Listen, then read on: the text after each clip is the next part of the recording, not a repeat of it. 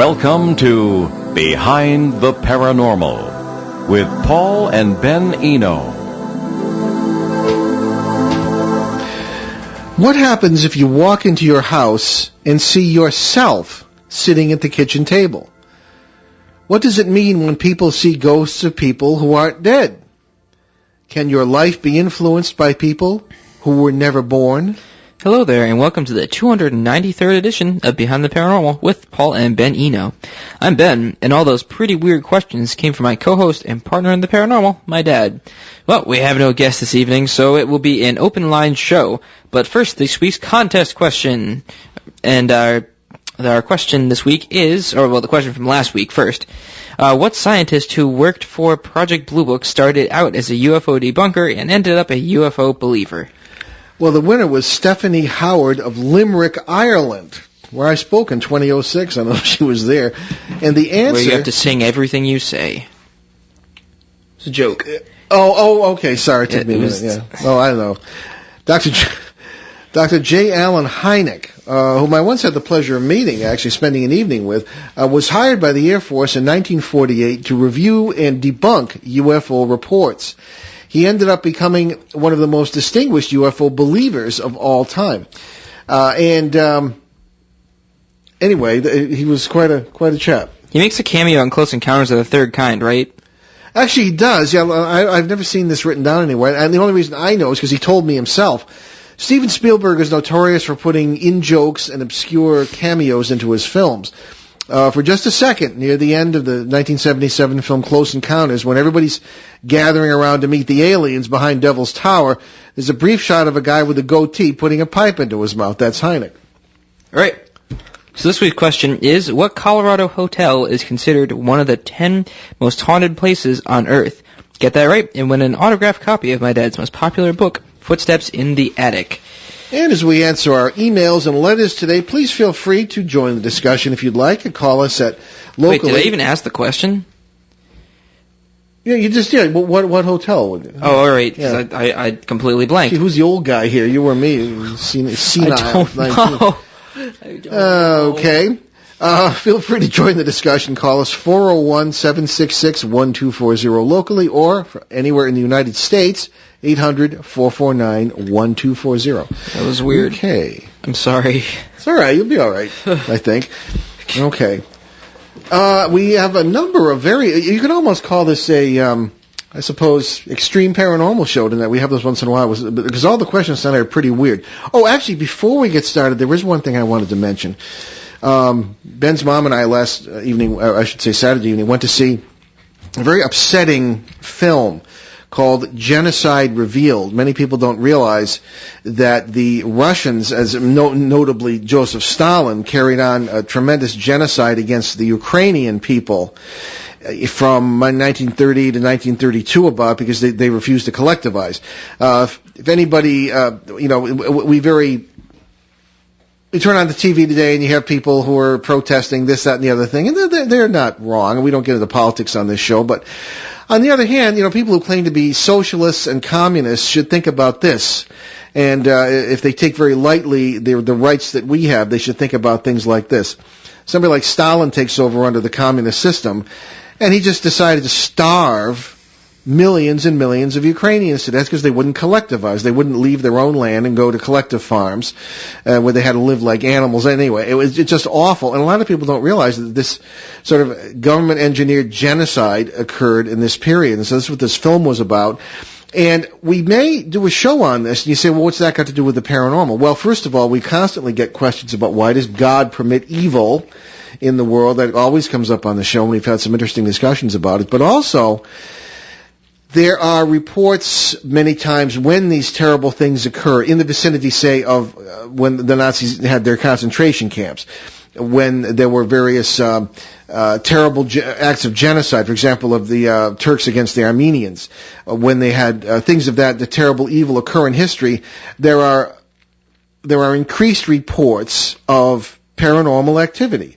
And one can just imagine parasites feeding upon these terrible events and becoming active around the area. And this is something we're going to be looking into. And I wanted to give you some information just very briefly of where you can get information about this film. It's called Genocide Revealed, and it's by a Canadian director and filmmaker whom we had the pleasure of meeting Saturday evening, Yuri Lohovy. He's from Montreal, and the website is www.yluhovy.com, and we'll put a link to that in our show site.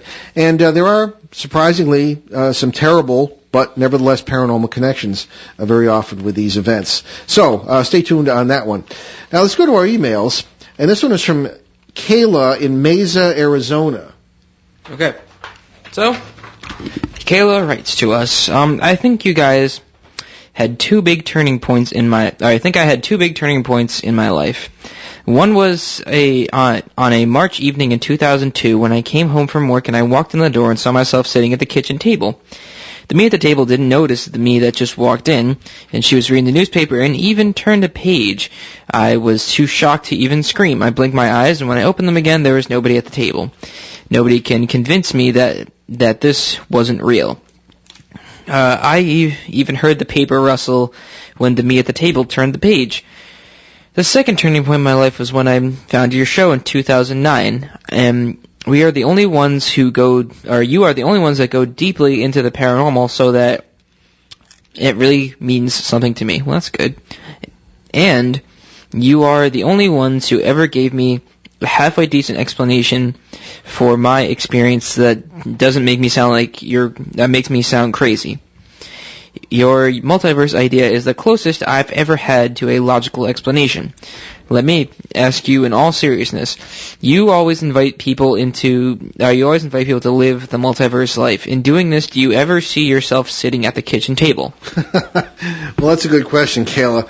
A few things might need to be explained briefly to people who are not familiar with the show. The multiverse is this idea that comes from quantum mechanics, and that I have found is the only thing that really accounts for my experiences in 40 years of working with the paranormal in the trenches. And that's the idea that we have a community of interactive worlds all around us that are not necessarily separate from each other. And Hollywood has jumped on the bandwagon with this sometimes, a multiverse or quantum leap and all this business. But that's not really how it works. It seems to be an open system. Energy is constantly being exchanged, experiences are being exchanged, and we run into our neighbors from parallel worlds, seemingly, and we call it the paranormal, right?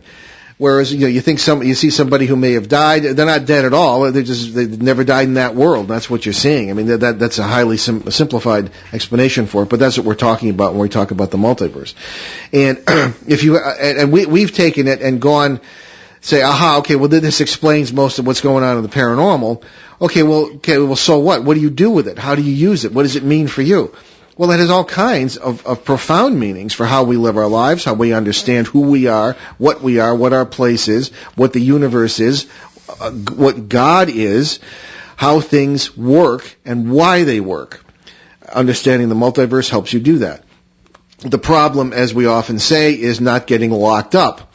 When you are aware of your lives that you live, and you don't just live a life here in one world, you seem to share the life of everybody else, and particularly of other yous, as it were, to use a Rhode Island expression, in other parallel worlds. It does kind of expand your consciousness, and you have to do that in the right way with your feet on the ground, or you may be charged with schizophrenia. Now, one of the things I did in preparation for this, and when I was studying for the priesthood, was to work in psychiatric hospitals and take a lot of grad courses in psychiatry. I should say psychology, things of this kind. And one of the things I often say is that I suspect that many of the people who were I suppose diagnosed with schizophrenia, some sort of chemical imbalance in the brain, were experiencing real worlds that we, quote-unquote, normal people were not. So anyway, there are dangers to this, but I think essentially, yes, you can walk into the kitchen and see yourself sitting at the table in a parallel world that happens to be overlapping yours in the same space at that moment. However, that does not seem to be a common occurrence.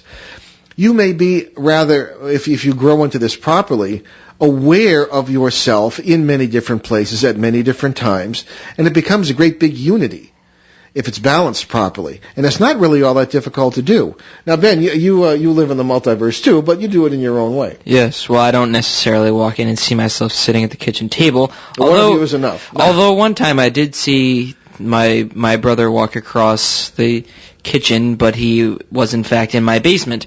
So yeah, I've had that happen too. There were a number of occasions where you point to. I heard you running down the hallway in the old house toward the kitchen. And you were about 3 at the time, and you were in fact in the bedroom at the other end of the hallway. Oh, these are normal little glitches in the I would do fabric things space. like that as well. Like, yeah, well, you could always be in 2 places at once. Yes. Tops of trees. Stealing Giving me every cupcakes gray at hair I Grandma's have in house. my beard right now. Yep. Anyway. So I mean, I would take this in stride. Apparently, it only happened once, Kayla, and I would say, let us know if it happens again. But I think it's just one of those things. There are people who call us who think their houses are haunted when something like this happens, and I refer to it pretty much as a pass-through, kind of a one-time thing. A little burp in space-time. Yeah, that kind of thing. But I wouldn't worry about it. And but to answer your question, we don't generally see our doppelgangers or ourselves. But the question does arise when other people are. When you see people on the street, suppose you're if you're in Times Square, say. Yes. And how many of those people are really there? What do you mean by really there? I've always wondered that, but mostly when I'm on the highway and I'm driving, like, what if these people aren't real? Where are they all going? The car with the red lights flashing behind you. And what if it's not real? Yeah, what is that? Kind of wish it was at times. Anyway, but in all seriousness, these are open questions. But it should not become a problem if you live a balanced multiverse lifestyle, so to speak. Okay. Yes. All right. Here's one from Kathy in Manchester, England. They're all right. Now you can. Oh, it's from Facebook. I was like, wait. What? Yes, so this came off Facebook. That's we are on Facebook, by the way. Certainly Behind the Paranormal, and then Ben each have our own pages personally, and we welcome you although nobody has 500 friends. But anyway, maybe I'd better go through because this is written kind of in shorthand or something. Okay, I listen to you and Ben's podcast nearly every night. Last night, the one about parasites. Quite a few about parasites. I love your multiverse idea, as I do see where you're coming from. I've had strange experiences in that I have seen ghosts of people who are not dead. One time while I was working away, presumably outside of Manchester, I had a row, it's a fight in English parlance, with the people and felt upset. I came home. When I got home, my mom had tidied the house up. I asked who she was expecting. She said me. She told me she saw me sitting on a chair, not very happy, and knew I was coming home. At that time, I would have just boarded the train, sat looking out the window, and I live in Manchester. Okay, so apparently what happened was that this young lady was having a difficult time as part of her work. Her mother saw her at the same time sitting in home while she was somewhere else, and just somehow nonchalantly took it as a sign the daughter was coming home. This indicates one interesting thing to me. Ben, maybe you can amplify this. I wonder if these experiences, of course, run in this family. We run into families frequently where people from generation to generation are, shall we say, sensitive. There are people who may be extremely psychic, and a word I don't like to use because it's got a lot of baggage, but I suppose if the shoe fits. And they sometimes will have experiences like this and not think anything of it. But sure, I think that in one, again, it's a multiverse experience probably. Certainly sounds like one. And again, the young lady just sitting at the table at home and then being somewhere else, and one thinks of experiences with loved ones translating or dying, as most people say, and sometimes those who love them will be aware of it because they see them in their own house or sitting at the end of their bed or standing there or something while they are passing in a hospital or something else. So perhaps, again, a multiverse experience touched with human compassion. If we feel certainly there was a certain compassion in nature. We've talked about that with animals and things. So yeah, just a very interesting multiverse experience. Thank you for writing that in, Kathy. Now we switch gears to something rather serious, I suppose, and very touching personally to someone who has apparently gone through it. And this is from Tanya in Chicago. Okay, and Tanya writes, 2 years ago I had an abortion. The place I went was very kind and said I was doing the right thing. I came through it okay, at least my body did. I have been really confused and guilty ever since. Every day I wonder what my child would be like, and I swear to God that I feel her near me sometimes. Then one day I heard your show. When you said you were father and son, I started to cry. Then I cried even more when Paul talked about your own lost son and people being watching over people being watched over by their children that were never born. Could you talk about that again? It would mean a lot to me. Okay, well, certainly, Tanya. What we were saying about our own experience was that when Ben's mom and I were married over 30 years ago now, we had a miscarriage. Our first pregnancy was a miscarriage, and that's difficult for anybody to go through. And it was something that really held on with us because we were very joyful later on, of course, to have Ben's older brother, Jonathan, and obviously Ben himself, who turned out to be quite a gift in himself, changed our lives for the better in every possible way. But funny, there would be and here I'm always bad-mouthing psychics, but there was one who said, you have 3 children, don't you? And a lot of people will say, you have 3 children, and we have the 2 sons. And it dawned on me, we do have 3 children, because in many, many parallel worlds, this child, whom we were going to name Gregory, was born. Not only is that the case, but we have felt a presence, particularly watching over Ben when he was really little.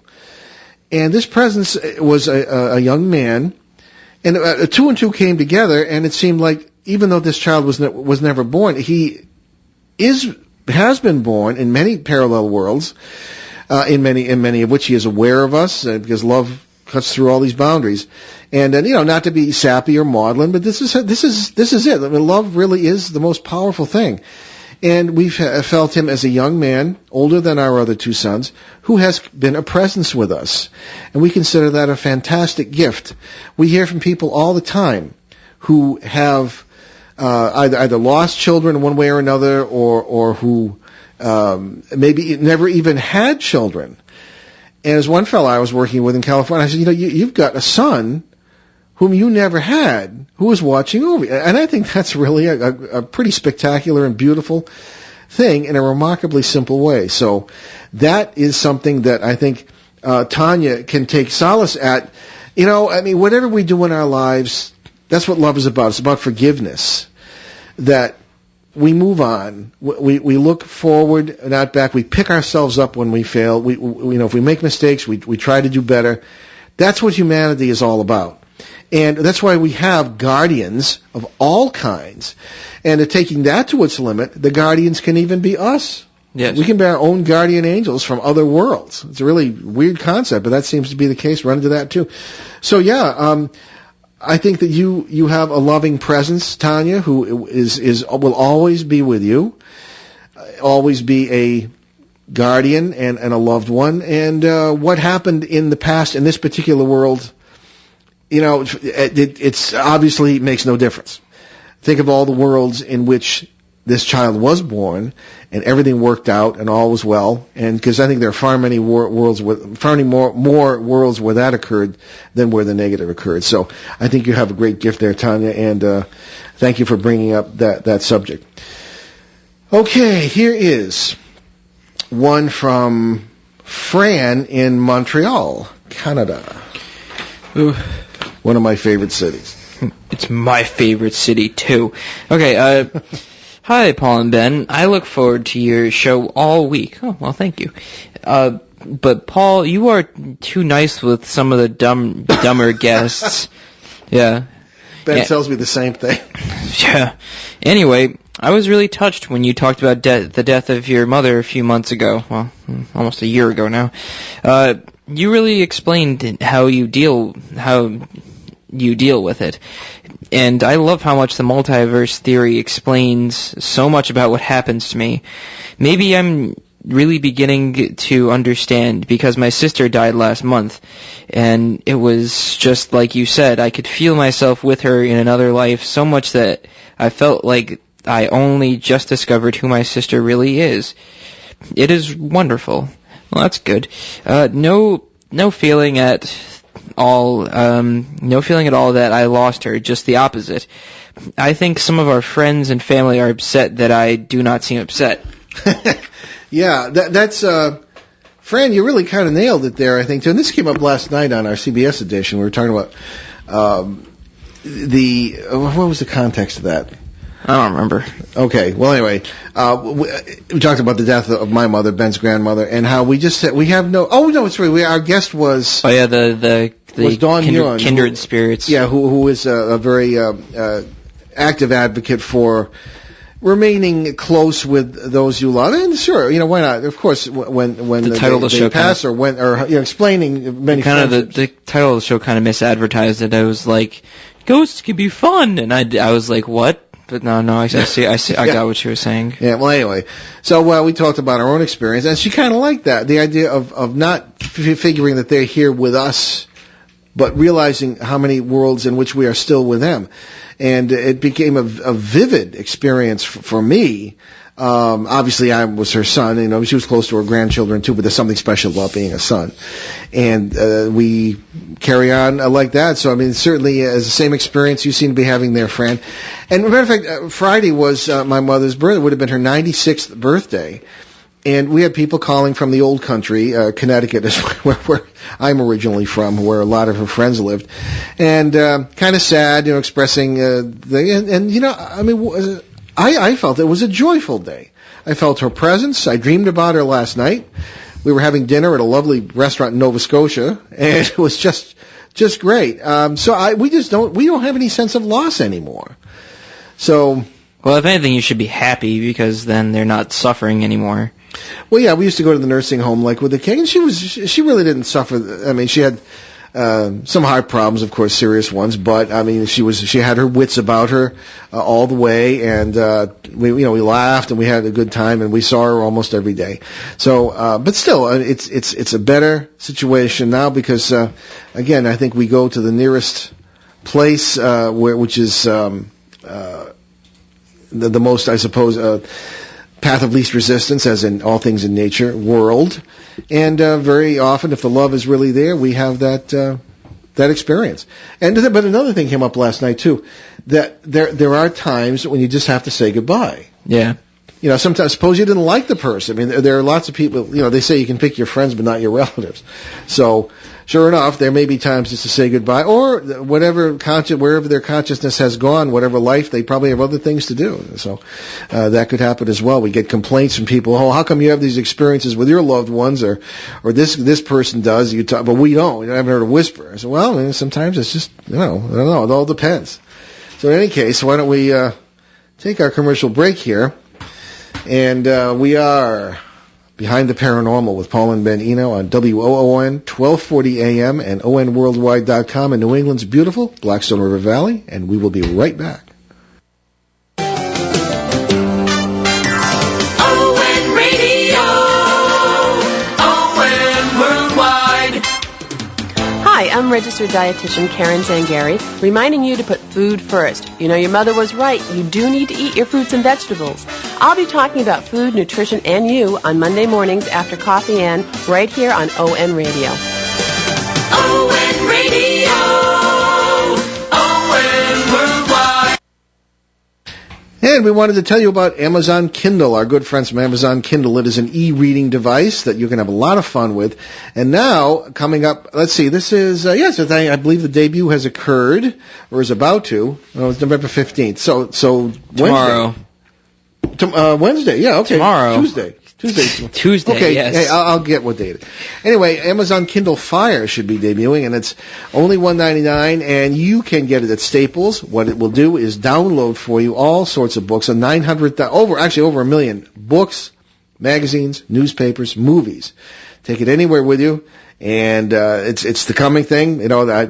Save all that money on printed books, and you can save all that money on driving to bookstores. Everything's downloaded right to your pocket where your Kindle happens to be. So check it out, Amazon Kindle Fire, coming out 2 days from now. Okay, great. Okay, we are back Behind the Paranormal with Paul and Ben Eno on WOON 1240 AM and ONWorldwide.com in New England's beautiful Blackstone River Valley. And let's continue with our emails on this open line show. If you'd like to call us, you're very welcome to do so. 401-766-1240 locally or nationally, 800-449-1240. Okay, actually, why don't we do this one first? This is from Mark. Oh, good. I know, yeah, those other ones are kind of hard. Actually, it is best if you write to us from our website on a form that is provided there for that, rather than because you're welcome to write Paul at BehindTheParanormal.com or Ben at BehindTheParanormal.com, but it's easier to read when you just use the form. This is from Mark in Madison, Wisconsin. Okay, so Mark says, I couldn't believe it when I heard Ben talk on one of the shows, and he was talking about gray aliens tapping on the window, trying to get his attention and wanting help to move to someplace else. I had the same kind of visitors about a year ago, and I thought I was crazy. I live alone, and I would wake up not only to hear tapping on my window, but 3 occasions saw faces, and I got the feeling they wanted me to do something, but I was afraid to. I even left my apartment for a week to stay with my father. Ben, do you think they wanted me to help them? And can this mean that I have the same abilities as you do? Well, I have no idea, to be completely honest. Because, for one thing, you shouldn't trust them. 2, unless they attempt to make contact in some other form. Oh, God, I sound like I'm crazy. I don't like I don't like talking about this either, but this happens. You have to deal with it. Well, you're more open to it than I am. It's how to describe it? It's really, really obnoxious. I mean, if you're scared by it, that's not a good sign. If you're just like, I'm not saying like I'm not scared of stuff, because I am. I am deathly afraid of spiders, but but stuff like that doesn't really bother me. And if it doesn't bother you or like give you a really weird feeling, then you're probably fine with it. But judging by your feelings of being too scared to do anything, then that probably means they don't want you to take them somewhere else. And I honestly have no idea if you have the same abilities as I do. If you do, then good luck. If you don't, then lucky you. In short. So I have no idea what you should do. Well, the whole issue of whether these grays, by the way, if anybody doesn't realize, is the common term for the most commonly reported form of aliens that come barreling out of UFOs and all this kind of things when they land. So, but there is a big issue right now about whether these are good or evil or indifferent, or whether they really even are aliens. We find a lot of parallels in our work because we do a lot of follow-up and research everything that's possible in these cases, not just quote-unquote ghosts. We find that very often these gray beings will turn up, even in ghost cases. And we wonder about the context of these things. When you see a wispy thing going across your living room, aha, it's a ghost. It's got to be the spirit of a dead person. Well, or if you see it in the presence of a silver disc, aha, it's an alien. Well, we don't know really any of that for sure, so that's why you look so deeply into these things. And so these grays, whatever they may be, there are a lot of question marks attached to If you really just want them to just leave you alone, just say, I don't want anything to do with you. I just want to sleep, and just ignore it. That's really all you can do. Just keep sending messages out saying, I don't want to help you, stop bothering me, and stuff like that, and you should be fine, so you can finally sleep. Unless they come barreling in with their laser weapons and photon torpedoes or something, and then no, I'm joking. But I just think that, Ben, just whatever Ben says about these issues, he's had a lot of experience with that. I go with that. So it actually woke my girlfriend up too. No, remember before I went to South Carolina, and she said she slept for an hour. Oh yeah. Yeah, because she kept hearing tapping on the window and babbling in her ears, and that kept her awake all night. And I had to go down 5 in the morning and sit there with her. Just hanging around. I remember that. Hanging around with you two off. All right. Well, there we are. That's because a lot of open questions on that. She slept on the first floor. That's why. Yeah, that's where it happens to you. Yeah. That's funny. And I should add, and I've said this on the air before, that unless you think Ben is crazy, I went out with a camera the following day after the first time this happened, or one of the first times, and sure enough, on the ground under the window in the bushes were these triangular-shaped footprints, such as I have never seen, but I have heard that triangular-shaped footprints are associated with some sort of denizens of the the outer regions here. So anyway, That's why I don't talk about this stuff. I sound like I'm crazy. Yeah, I know. We hate to talk about it. People ask. That's from... Well, you wanted to know. All right, so this is from P. No, it just says P, and this says not to use his full name. From Mobile... Oh, I don't. It could be his full name. So P. Mitchell from Mobile, Alabama. I always get a lot out of your shows, but in recent ones, you have been talking a lot about meditating in places I wouldn't even go near. Paul, you especially said that that's one of the ways you communicate with multidimensional quote-unquote neighbors. When you meditate, you are completely open. Isn't that dangerous? As a matter of fact, in your book, Turning Home, you urge people not to meditate where there could be parasites. Please clarify. I thought we did. Wait, how old is this? Oh, this is today. Wait, no, it's not even the 14th yet. It's the third. Today's the third. No, today's the 14th. So it came in today. Time slips going on here. Okay. I'm not ready. You'll be all right. Hang in there. Stay away from those grays. And stop meditating in haunted room. Anyway, this. Why do people criticize you for that? You don't even do it. This is a very, very good question, and I'm glad you asked it, P. Mitchell. The issues are several. I do not believe that I have ever said that I meditate in places like this. What I mean by meditation is putting yourself in a state where you're open to God, right? To whatever is good, whatever, to contemplative prayer. That's how I learned it, and that's how I do it, okay?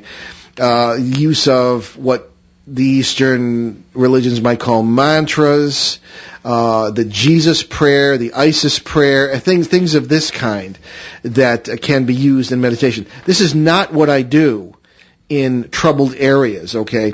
And when I was in the book Turning Home, I was encouraging, and this I believe had to do with when people are choosing a place to meditate in their own homes. Make sure it is a place of peace, where there is harmony. And how do you tell that? Well, because you feel right doing it there, okay? So, but when I think I have referred to being in meditative states when I communicate. I think he's talking about me. Oh no! Well, I don't actually was talking about me. Well, then you can answer. Let me read this. You keep talking. Okay, and in meditative state, simply being quiet, listening, and actually, I have found over the years and over the decades that is when you are most on your guard.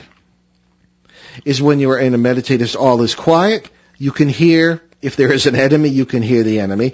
And I will always say, too, that before I even do this, I will check out the place very thoroughly to see if there's any sign whatsoever of parasitical activity.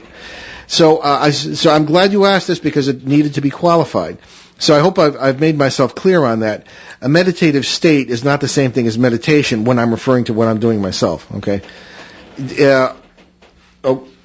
Okay, now Ben, how would you respond to that? Because you handle things differently than I. I read it over. Yeah, you're right. Maybe I'm just. It's Monday. Well, you don't think about these things like I do. You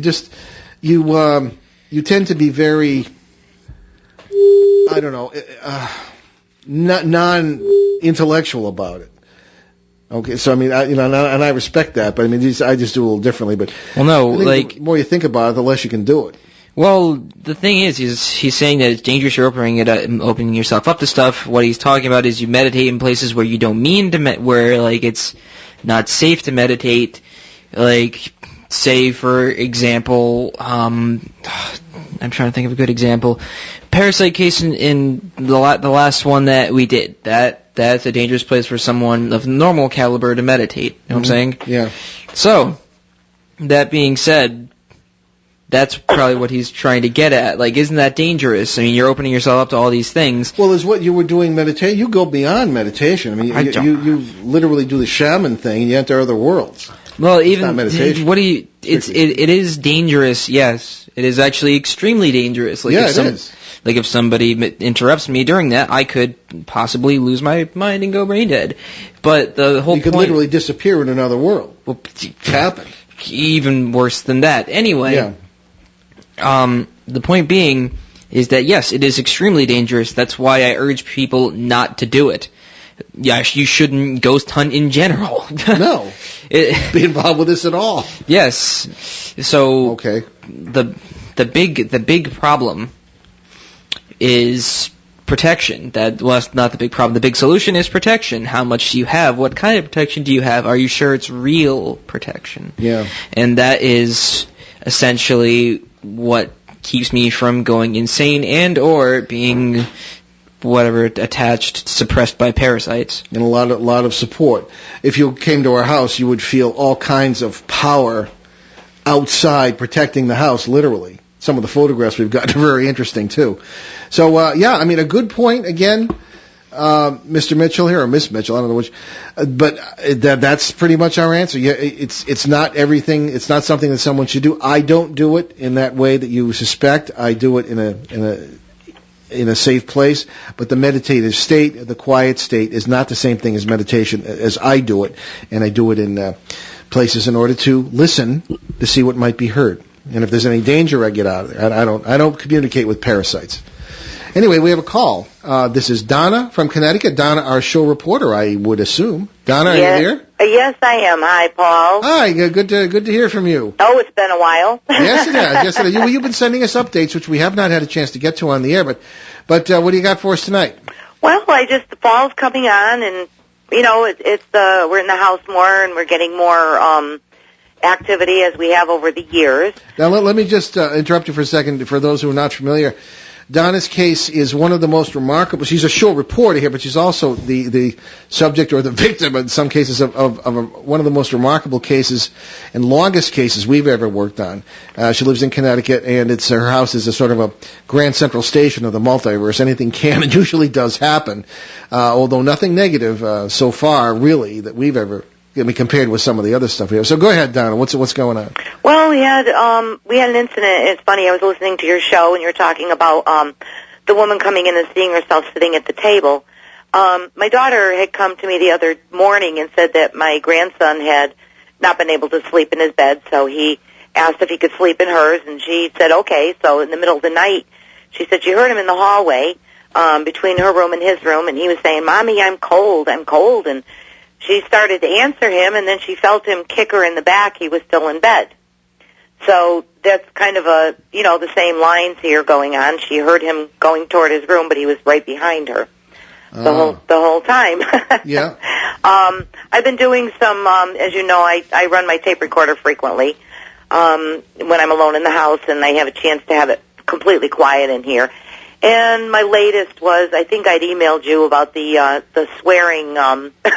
Yes. The man's, that was so distinct and so definite what he was saying. I slowed the recorder down, and it's funny because it almost sounded like my mother's voice. It sounded more female, and then I thought to myself, well, she wouldn't say that, but it was just, this man's voice was just, taking over everything. He was just, babbling on and on and on and raising and lowering his voice, and he was so distinct, and there were other voices included, and I had the normal, sounds like somebody turns on water full force, and it just goes and goes and goes, and then it shuts off, and like if you had a phone right next to the faucet. Mm-hmm. And the familiar sounds of the clinking, like the anvil with the hammer on it. It sounds like, well, this used to be a general store in the 1700s. Yeah. And it almost sounds like someone flipping a bolt of fabric out onto a table. You could hear it flopping across the table, and there were rappings and knockings, and, as I say, it sounds kind of odd, but the general run-of-the-mill stuff for this house, Yeah, it seems to be. Well, one of the things that's interesting about your house is that some of the voices and things turn out to be what we interpret as ancestors of yours. Right. Some of whom you knew. Right, exactly. Yeah. And others are just strangers that are passing through a number of different species have been manifest. Could you tell us about the thing you wrote to us about the glowing figures who appeared to was it a guest while you were away? Oh yeah, she I've known her about 15 years. She's a very rational person. She had surgery, and she was staying here for a week. We happened to be gone. My daughter had gone back and forth to work, and she was in the house all day by herself after the first weekend. And she was downstairs. This has happened to her twice in the past, once in the past. In the staircase in my daughter's living room, she was seeing what she described as little glowing people on the wall. And she had no terms for what they might be, orbs, fairies. I don't know what they were, but she said they look like little tiny people. And she said she just kept watching them, and she had no source of light in there. She had the drapes pulled and everything, and she was in the middle of the night. She woke up and she kept seeing them, and they were focused right in that staircase, which is, as you know, we get a lot of photographs of orbs and things in there anyway. But she said she heard the disturbance in the basement under the bathroom. Sounded like somebody was dragging things, and she didn't get scared because she didn't really understand it. She just said she just laid there and kind of looked at it, and she had gone upstairs and mentioned it to my daughter, who just kind of, well, whatever, it's probably just orbs or whatever. But she was very distinct about her description of them. She didn't say they were orbs. She said they look like little tiny glowing people. Yeah. Well, anything's possible in your place. There were the jumping figures going by the window. Right. There were we ran into the clerics there. One in particular who was helpful last time we were there. And tell us about the. Well, this is the case I often describe on the air too, as the one that started with quote unquote ghosts and ended up leading into even UFOs and a possible secret base and all this business. What's going on with that situation? Have there been any more, sightings in the area by the townspeople? We have not heard anything posted. They did change our posting privileges on the newspaper. You have to sign in. A lot of people don't want to do that. Mm-hmm. You know how it happens in a small community when people will report on something like UFOs, and I feel that it's kind of squelched a lot of the information. That's a strange coincidence. Yeah, they have really knuckled down. They had gone from 150-something posts a day down to maybe 7 or 8 now. Wow. Yeah, it's really unusual how all of a sudden it's just down there and nobody's posting anymore about it at all. We have had a lot of military helicopter traffic. As you know, we did take a ride there, and it didn't appear that anything was. Yeah, we had with a camera crew. We went that time, and you were with us. Right. Yeah. It didn't appear active at that point. I'm not sure. They are very low. They are very large, and they are multiple. They're heading in that direction. Of course, I'm several miles away, so by the time I would, get there to see, I'm sure everything, would be whatever. Yeah. But that's one thing I have noticed. To the point, one was so low one day, and it was just, it went right over that. It's just as the crow flies a couple of miles over the hill. Yeah. And aside from that, like I said, it's just not being brought up. It's not being mentioned. Nobody is reporting anything. Yeah, right time we got back over there. Ben, did you have any questions? You're kind of in the middle of that situation. I had one, but I don't remember what. Okay, I think. Do you have any other recordings? Like, have you seen any other activity like UFOs or anything like that lately? Nothing like that. We do, of course, we haven't spent a great deal of time outside this summer looking. We've had a lot going on, but a lot of storms in our area. Yeah, we across New England. Yeah. Yeah, we've had a lot, but my grandson did get a gigantic, massive telescope. So as soon as I can, I plan on getting out there and really, spending some time in the dark and taking a good look at the skies. Really spending some time out there now that it seems to have quieted down. No, we haven't seen anything. Like I said, in the house, I guess you call them EVPs, that regardless of when I turn the recorder on, something is definitely on it all the time. Yeah. This is also the site, everybody, where if you've seen the video that we had of the creature or object coming down out of the tree, this is the property on which that occurred. Presumably, it's funny because your grandson said his invisible friend was in the tree at the time. Anything going on with the invisible friend? No, he has automatically stopped talking about that. He is now, though, he is saying that he's, at his age, I'm not sure how he can explain it, but he said that the moon has been coming into his room. I'm not sure if he's talking about an orb or something. It's in there. He won't sleep in his room. So, he's generally not afraid of anything, but he's talking about the moon, even when the moon isn't showing through his window. He's afraid of the moon. It comes in his room, and it looks in his face, and he comes screaming down the hall. So interesting. It's the moon. And what does it look like? It's round and it's white, and it looks at me. So we're kind of. That's why he was with his mother the other night. Yeah. But it's really it's a lovely house. You're lovely people, and were you were Charles Manson to move in there, I mean, who knows what the heck would happen. But it's, compared with what could be happening, I mean, it's really quite, what Ben and I tried to do, and with the help of one of these clerics, as we call them, was to move some of the portals, or the overlap, points out of the house so you could have a little bit of peace. And it seemed like it worked for a little while, but then it didn't last. Right. Well, I think this time of year, Paul, we're in the house more. Yeah. And we tend to notice more because we're physically in the house more. And that's why I did a lot of taping when our power was off for 7 days. So I thought because nothing was working electronically, that it would be, I'd be able to maybe have more complete quiet in the house. And, I did. I got a lot of, humming, mumbling, talking. Mm-hmm. It always seems to be a man, and he's just going on about something, and it's so frustrating because it's just past you can't understand quite what he's saying, and I don't know how to clarify that with anything. I'm sure if there was some type of a program or something where you could, slow it down, isolate it or something.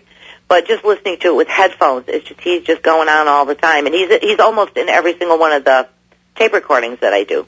Well, excuse me. Well, as Donna knows, our suspicion with this case is that we have a highly energized area, and we think there are connections between all areas of the paranormal. And in this area, with Donna's help, we tracked down the area where this military activity had been taking place. And you wonder, what's the military have to do with ghosts or some guy mumbling in your EVPs? Well, it's a sign that this is an area of spectacular paranormal or multiversal overlap, which could be milked for a great deal of power in one way or another. At the other, and then we triangulated the third point of this triangle, and then you were with us when we had the camera crew. We went there, and we had all sorts of interesting things go on centered on Ben.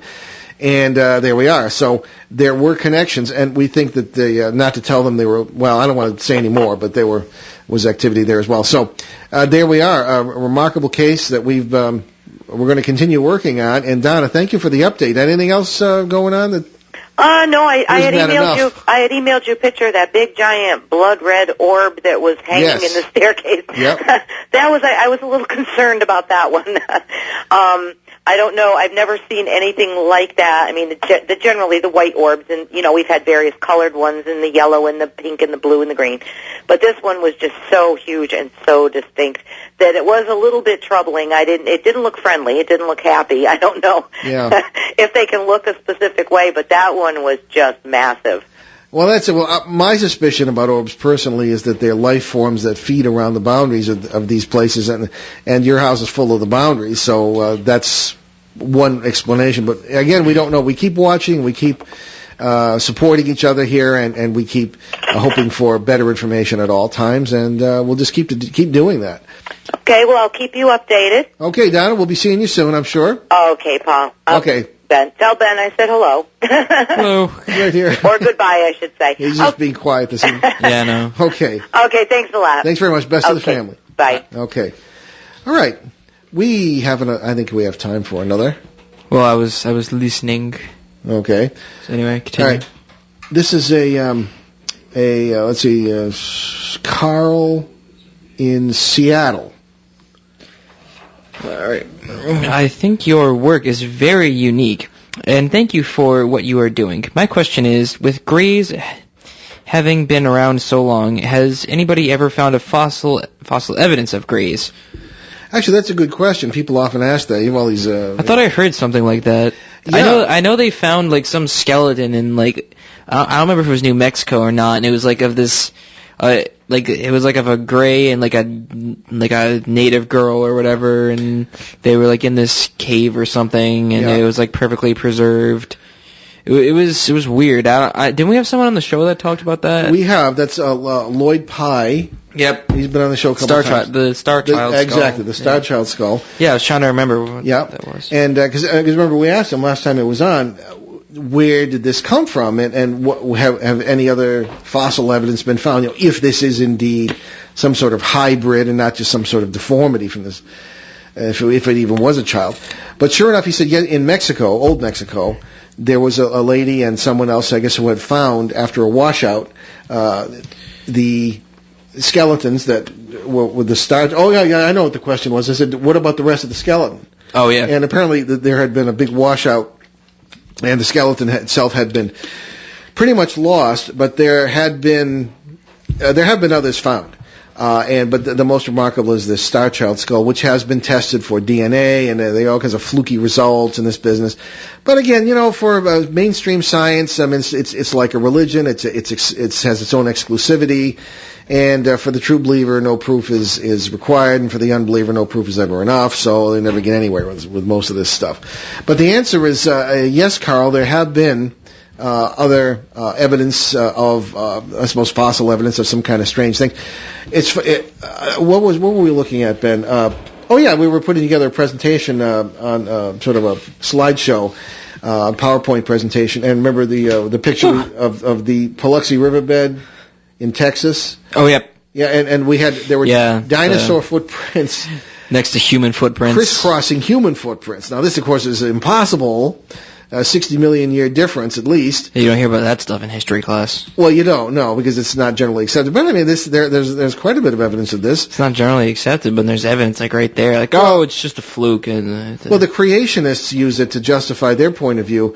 But I think more likely that it's entirely possible that when people disappear from one world and appear in another, which does happen from time to time, there are all sorts of confirmed reports of this sort of thing happening. Where do they go? It's like Jumanji. Yeah, I suppose. I mean, it's possible that parallel world experience, bingo, there you go. But they wouldn't have lasted long because when not so much, I suppose when the dinosaurs were around, the atmosphere still was a little different. There would have been toxins and things we don't have today. And all sorts of horrible diseases. Yeah, exactly. So how much time we got there, Mr. Producer? Oh, yes. Yes, I can't forget that. Okay, 3 minutes, so... But in any case, so I think we can certainly answer Carl's question with a big yes. But then there's also the issue of why haven't Bigfoot remains been found? Even if it's a multidimensional creature, this sort of thing. When I was in England in 1989 researching the Beast of Exmoor, as they so dramatically call it, we did find a long hair, almost like the color of what we would think of a mountain lion, and I sent it to a veterinary center in Exeter, and it came back as that of a domestic cat. Well, a 5-inch hair from a domestic cat, that's some cat. So the theory was, at least my theory was, that we were involved in probably real mountain lions or pumas or cougars that had been released by some old colonel from the Raj or something, brought it back from India, and it had been interbreeding with local wildlife for generations, probably lynxes and things like that. So that's the best explanation we ever had. That's not nearly as exciting as some 3-headed beast of Exmoor, but... Well, that's what the magazine who sent me wanted, was the 3-headed beast. Yeah, well, close enough. Yeah, exactly. Anywho, we're coming down to the wire, so don't forget, all our podcasts are available on our show website, www.behindtheparanormal.com. Okay. Well, there, take it. Yeah, okay. Thank you. Get rid of it. So many thanks to our producer, Steve Bianchi, and we'll see you next Monday, November 21st, when we'll welcome back British author Freddie Silva for a look at weird but sacred sites around the world and his book, Legacy of the Gods, which has just been reissued. And on our regular CBS edition, on November 20th, we'll have a very special show with my dad and myself, and we welcome Edwin Feurer, the eyewitness to the Langenberg UFO landings in Western Canada in 1974. This was his first media appearance since the 1970s, and that will be live at 7 p.m. Eastern, 4 Pacific on CBS New Sky Radio in Boston, Pittsburgh, Detroit, and Seattle at Owen Worldwide and online at www.newskyradio.com. Okay, and I think we are we got time for the quick quote. You do it, man. What? No. Okay, well, no quote. So we're going to say goodbye, folks, and we'll see you next week. We'll give you a quote, Dad. Have a great week. Return to this radio frequency 167 hours from now for another edition of Behind the Paranormal with Paul and Ben Eno.